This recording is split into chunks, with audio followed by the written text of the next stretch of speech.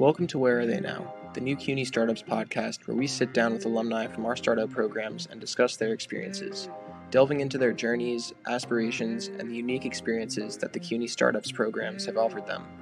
Not just to recount success stories, but also to unravel the challenges, the lessons learned, and the moments that define their entrepreneurial path. Welcome to Where Are They Now, the series where we follow our CUNY Startup alumni and check in on them, see what they're up to. So can you just give me a little brief background on how you started in the startup world and what you do now, basically? Sure. So my name is Arif Khan, co-founder of WooStudy, which is now Arrestor. There's been a name change, a shift towards a different name. My background, in a nutshell, real quick, 25 years within the distributed data systems, mainly within the financial industry, from the Goldman to Morgan to Bloomberg's, stock exchange and whatnot. I wanted to bring that kind of technology to the masses, and I figured, and I felt that there was a need within the ed tech educational domain sector because myself had kind of gone through it and really felt that there was a need for. I felt the pain point where I, after high school, wasn't really able to connect with the proper colleges, even though I was right here in the U.S. Yet I had that little inkling that wish could have, would have, should have connected with the better colleges where I could have done better and whatnot. And I felt that there was technology needed to bridge that gap.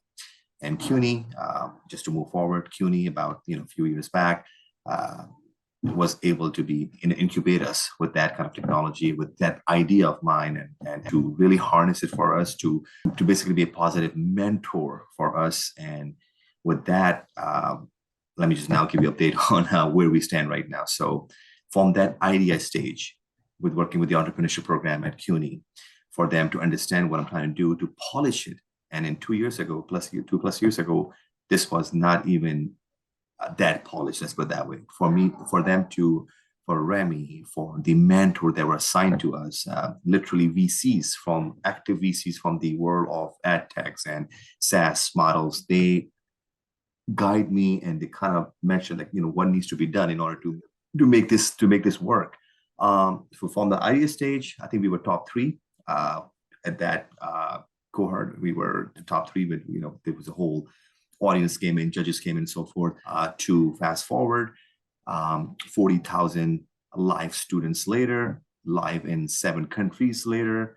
Right now, heavily being involved in the Southeast Asian countries, Vietnam, Singapore. Singapore's ministry being backing us up a little bit as well.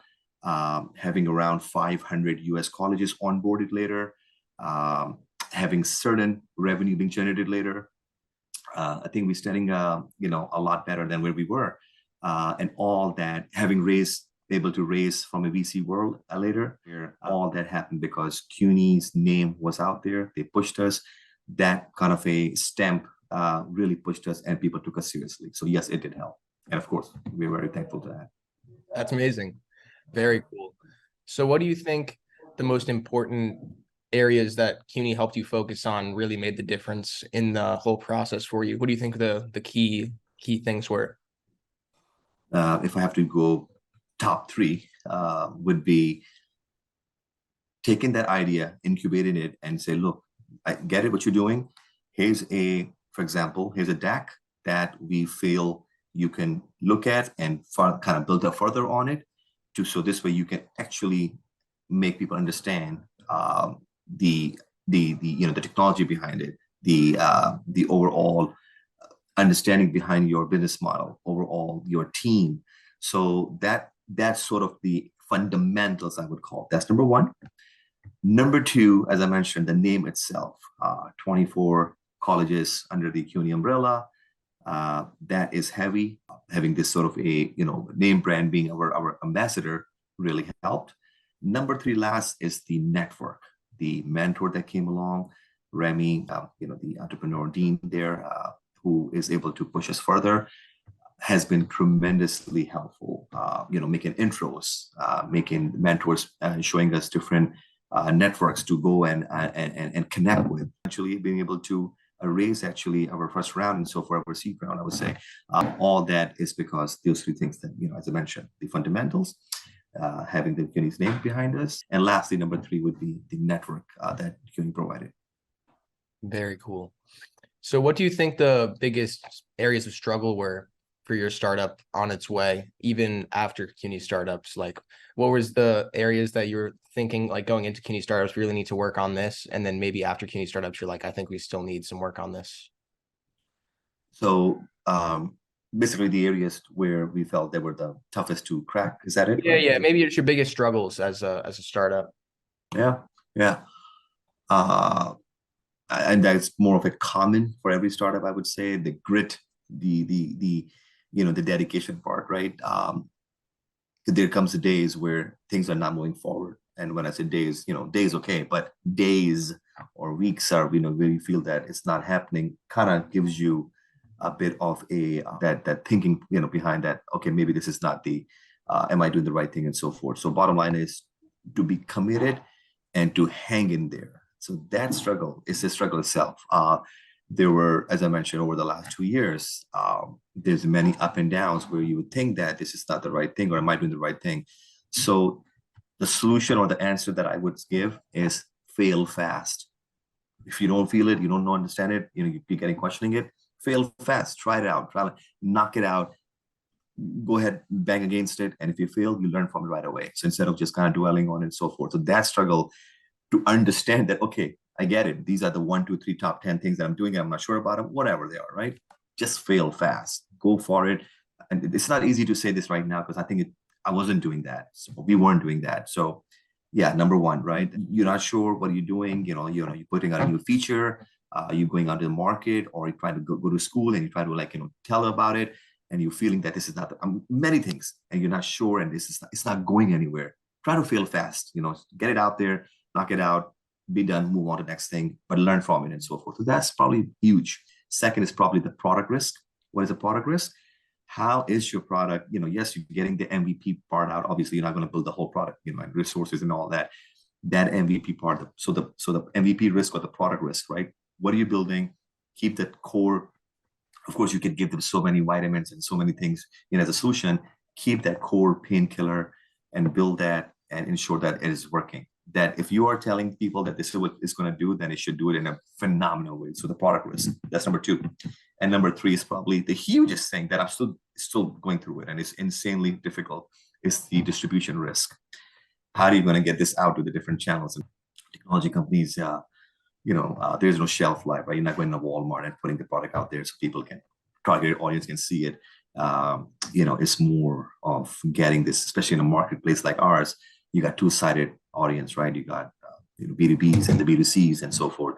So the distribution risk is very tough, and even that is a lot of thinking behind it and ensuring that how are we going to get this out there.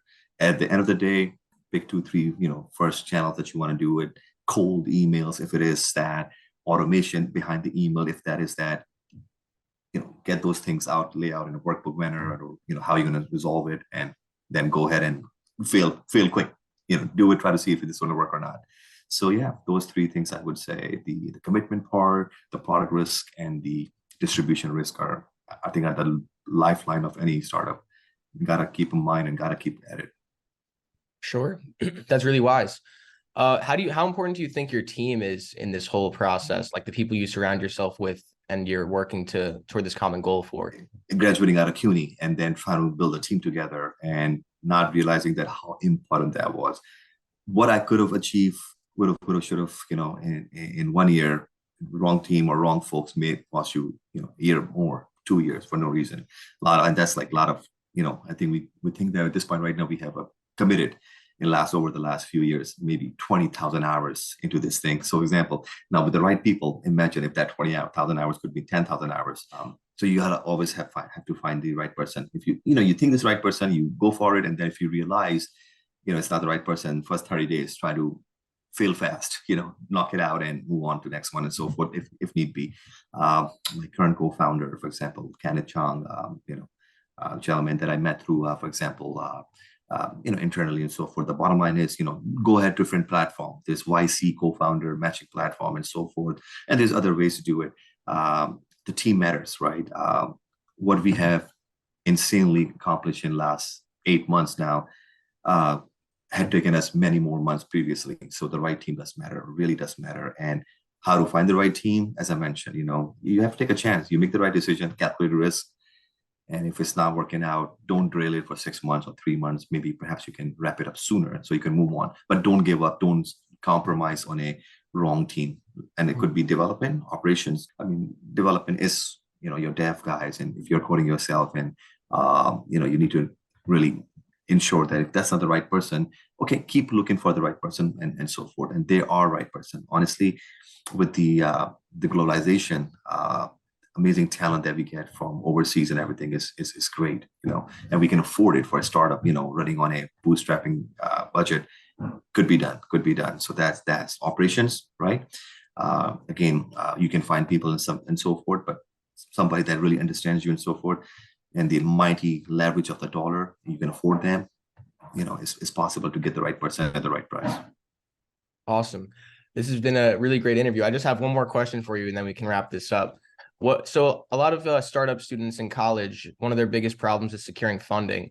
What were your most successful methods for securing funding and investments for your startup? Was it like the pitch? What do you think was the most crucial element to that? I would say that funding is tremendously huge. In the beginning, gotta put some of your skin in the game. Get the MVP out with your own money and so forth. Because I think the way we were able to secure the first safe investment, our pre-seed round, was because of the fact that we had a product to show. So that's number one, to have the product, right? At least a working product. Okay. Being that, how do you now secure the funding?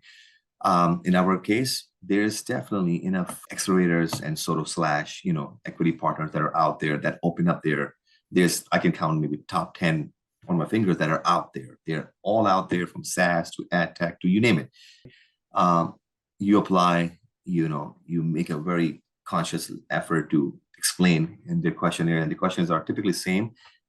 What's your, how much users you have, how you're going to solve this problem, this and that, XYZ, this top 10 questions they always ask, have to have ensuring, and even Google hell out of it for the right answers. So for ensure that, you don't give them a runaround. So, better understanding of what your product is. Basically, if you can explain to them, then there you go. So you apply to these accelerators and so forth, equity partners. In our case, we were able to, I would say, like within the top 10, we were able to get picked up, right? So that's number two. That's a way to raise, because we had the product. We were pre-revenue, but we were able to explain to them and convince them that there's an opportunity out there, and they were able to see it, for example.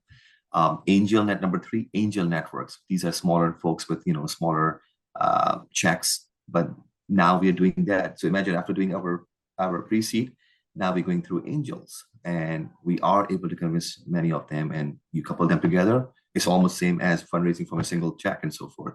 So angels, number three. And fourth would be, you have revenue. I mean, if you can build a product which has some revenue, I am almost certain somebody will be able to easily see through this and fund you at that point. So, A, go through accelerators, B, angels, three, build a product which has some revenue. You're good to go at that point. For sure. That sounds great. Well, thank you so much for your time, Arif. This has been really educational and very inspiring. I feel like I learned a lot just talking to you. So thank you so much, and good luck on all your future endeavors.